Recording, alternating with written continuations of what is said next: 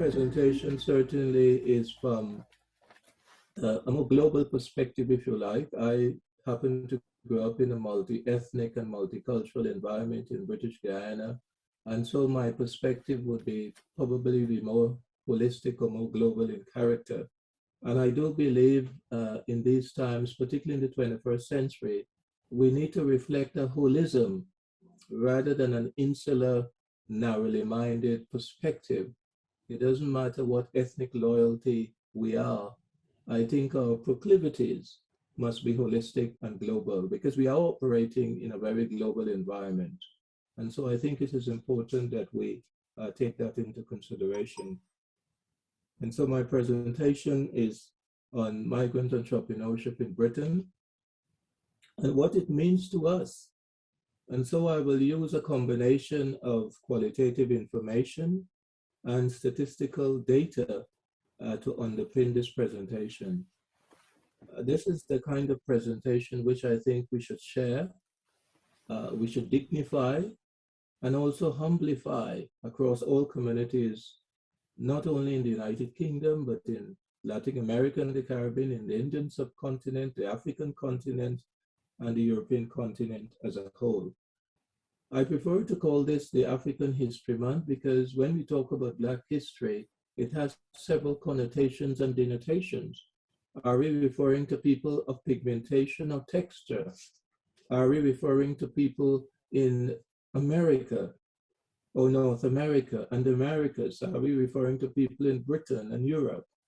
And I think the word African is probably the most fitting and the most positivistic term that we can employ and deploy rather than using the word pigmentation, because then that becomes ideological, it becomes political, and it becomes somewhat demeaning in character. So what is the history behind this month that we are talking about? And why is it that only in October, incidentally, this is my birthday month, that we are celebrating African History Month? Why is it so important to Africans? And why is it not important to others as well, that we can share this month? And so if we look at this chart, we will notice that the African-American legislator, Carter Woodson,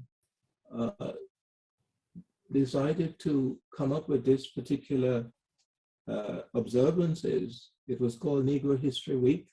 In some instances, it was described as Negro Improvement Month, which then became part and parcel of the Martin Luther King Jr.'s month. I think it's sometime in January or February. But it was in 1987 that the Ghanaian analyst, Mr. Scipio, decided under the then Greater London Council to suggest that we have Black History Month or African History Month. Of course, we tend to borrow critically from other societies, including the African American Society. And we forget that the political, social, and economic value systems are different to ours in Britain and Europe, respectively. And so even though ideas are important to borrow and to utilize, we have to look at them in context. And as I said from the beginning, we have to create the objective conditions. And of course, if they're not there, we have to create them. In 1995, a Canadian citizen from Grenada, of course, she was a Grenadian Canadian in terms of naturalization, she also suggested that Canada should have this kind of historic observances. And so it was recognized in February of that year. And 9 years later, in the Republic of Ireland, they decided also to be the fourth country in the world to celebrate this particular set of observances. Listening to June Isaacs's profiling or reflecting on the legacy of what I would call Isaacsism, or the philosophy of Gregory Isaacs, and listening to Reverend Obunge just now talking about the importance of economic and social advancement, and I'm sure other speakers will refer to that as well. This particular slide is a reflection or a reflector or a representation of the centuries of progress that migrant entrepreneurs have made, starting with George Africanus in 1793, when he set up an employment development agency entitled the Africanus Register of Servants. Himself and his English wife, Ruth, set that up. It was not just for Africans only, but it was for minority ethnic people at the time, because this was the late 18th century when the 13 European countries were on the verge of carving up or dividing Africa into 5 regional groupings. And by 1810, the Bengali-born Saifuddin Mohammed established the first Indian South Asian coffee house, or in those days it would have been regarded as an eatery establishment. And you can see the plaque on the right-hand side installed in his name, similar to Africanus. So Africanus established the the employment agency in a place called Nottingham, which is in the East Midlands. And in fact, when we visited Nottingham, very few people were conversant or aware of his presence, his work, and the contribution he made to the country at the time. And then our Chinese counterpart, Chi Tong, he established, of course, the Chinese laundry or laundrette at the time. And that became a prelude for businesses run by the Chinese, the Japanese, the Koreans, the Vietnamese, and others from the Orient. By 1907, the Trinidadian-born Dr. John Alcindor, who was trained in Scotland as a general practitioner, moved to London to continue his work in Pan-Africanism. In fact, he was a fierce Pan-Africanist. He even delivered a presentation or speech in England during that particular time on Pan-Africanism. But he set up the first Caribbean private medical practice, a surgery. And that was designed not only for Caribbeans, but again, for people of color and as well as the indigenous population.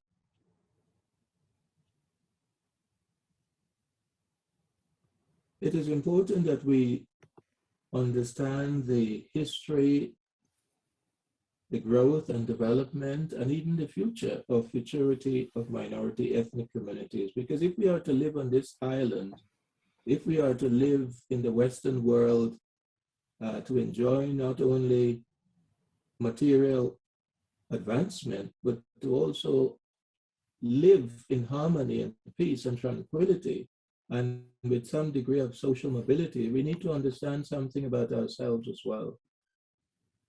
And so the Office for National Statistics census, which is due in 2022-2023, would provide us with probably an increase in the number of minorities that are in this country. But suffice it to say, these are the numbers that we have to date. And we would notice that in the African column, Africans are in excess of 1 million. It's probably more than that now, because the figures keep changing based on the refugee and the migration crisis from time to time. And I'm very glad that we have people of faith on this platform. I'm a practicing Buddhist, and I, of course, respect all faiths, inclusive and exclusive of their religiosity. But looking at the research around faith communities, it's interesting to note how much our faith contributes as part of our civic component to British economic development.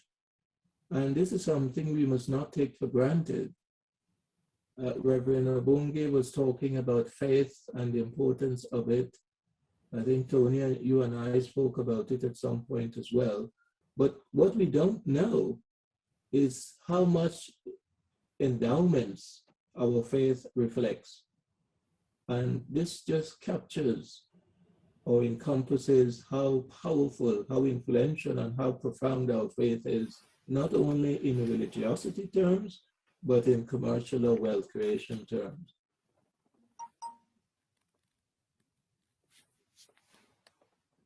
When we talk about migrant entrepreneurship and minorities in general, we tend to only focus on the challenges, the issues. We tend to problematize individual groups of people.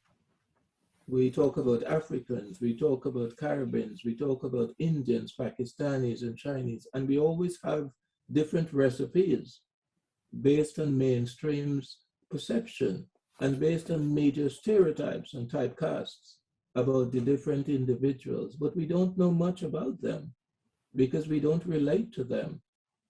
We don't collaborate with them. We don't work in partnership with them. We see everything in black and white only.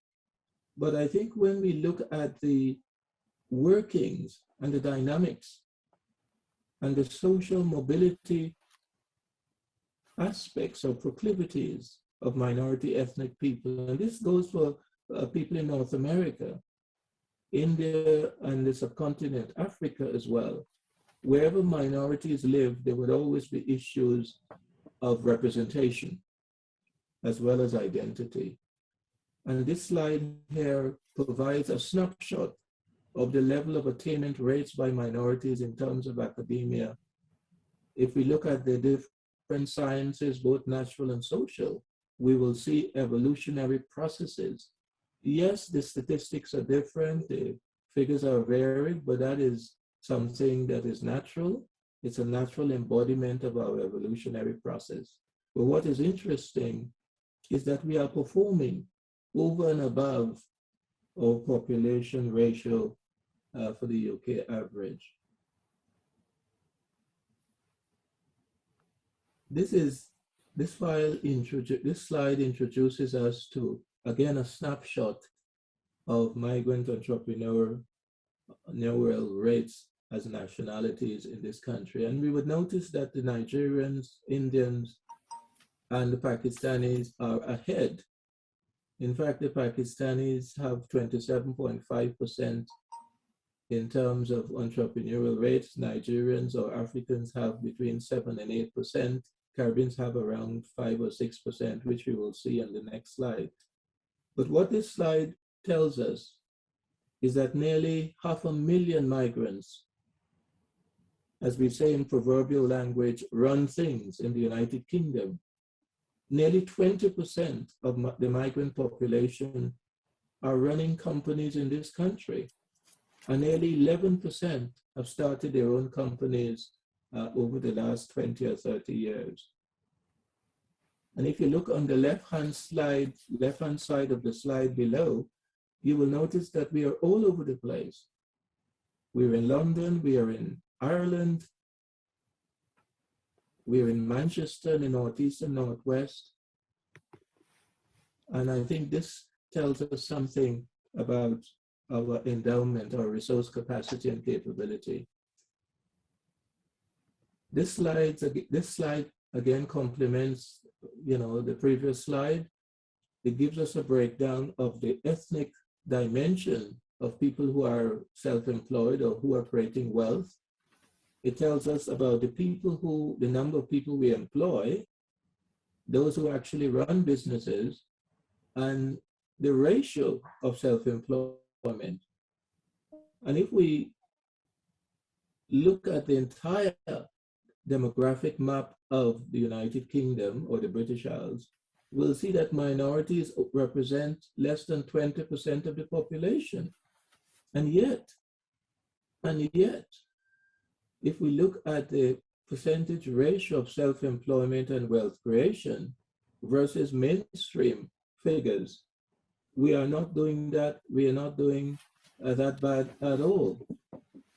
Yes, we can do better, but it shows the level of progress that we have been making for the last 10 or 20 years, contrary to public opinion that we only started business in the last century.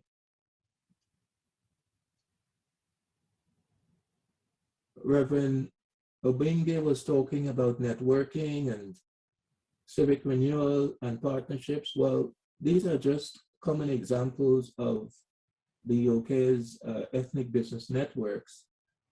What is interesting about these networks is that they are still managed or controlled by mainstream. And that is something that we need to look at. Like chambers of commerce, for example, that were established in the 19th century are still run by people from non-ethnic backgrounds. They control the purse strings, they control the funding, but at least we have organizations that we can be part of in terms of membership. And these are some of the networks we need to, I would say, evaluate and assess from time to time, and to also help them to account for some of the work they do or they don't do. Those of us who are familiar with entrepreneurship will know that there is something called spatial distribution. And spatial distribution simply means the span, the range, the scope, and the extent to which minority ethnic businesses and their communities exist and coexist. And so looking at the industry sector classification, and the model that we used to come up with this particular slide was the standard industry classification model, the SIC model, that came to this country into the 1950s. And this is the model that we should be using or employing or deploying to assess and evaluate the performance and organizational development of our respective companies. And if you look on the right-hand side of the slide, you would notice that our businesses, our sciences and our organizations have been operating since 1793, the late 18th century. And so there is a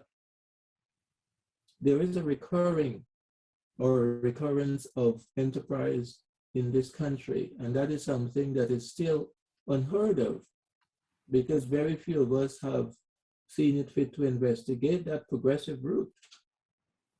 Rather, we have been focusing on problems all the time. But this is quite a fascination, to be quite honest.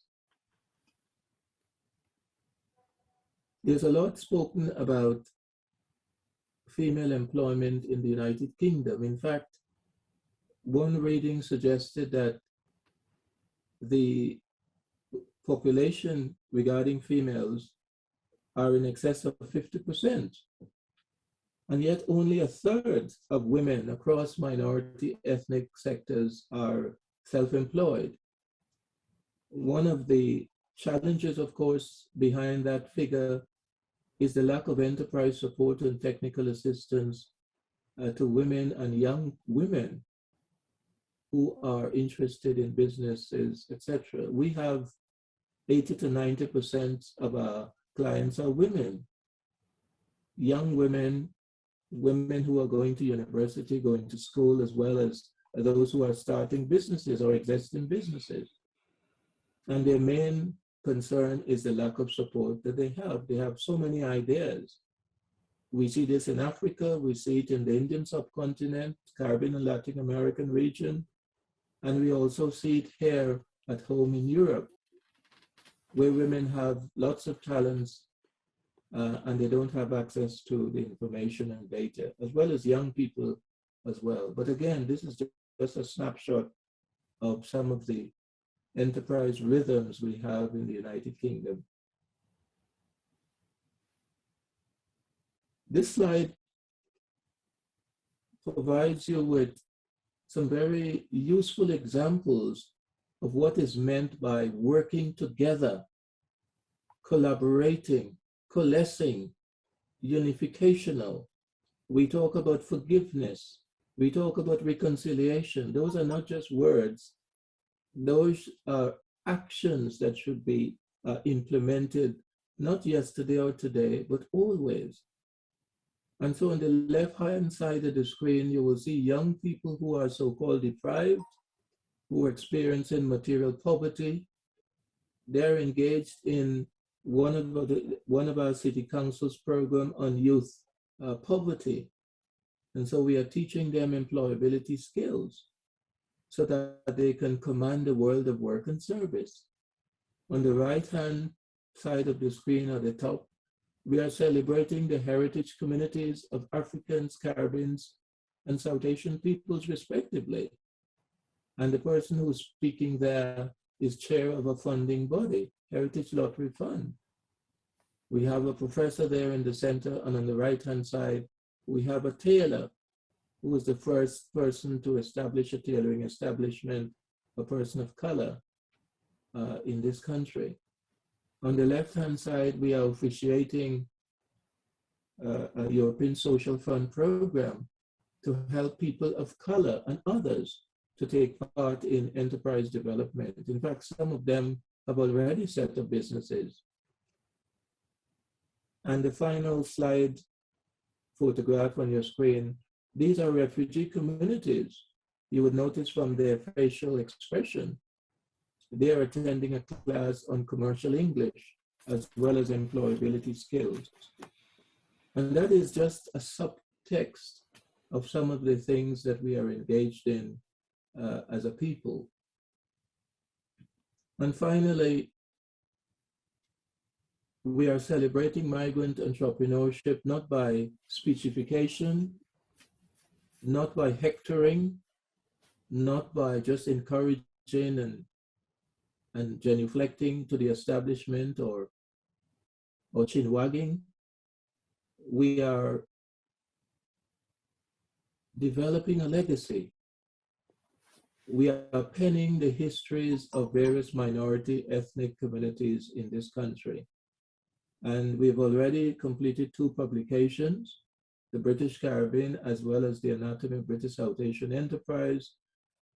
And next year, we hope to publish the origins of British African entrepreneurship. So, ladies and gentlemen, it is often said that knowledge is power. Power should be used wisely and judiciously. And I wish to commend this presentation on migrant entrepreneurship in Britain to this august body today. And I'd like to thank Mr. Tony Tacumba Fernandez and the sponsors for this particular event.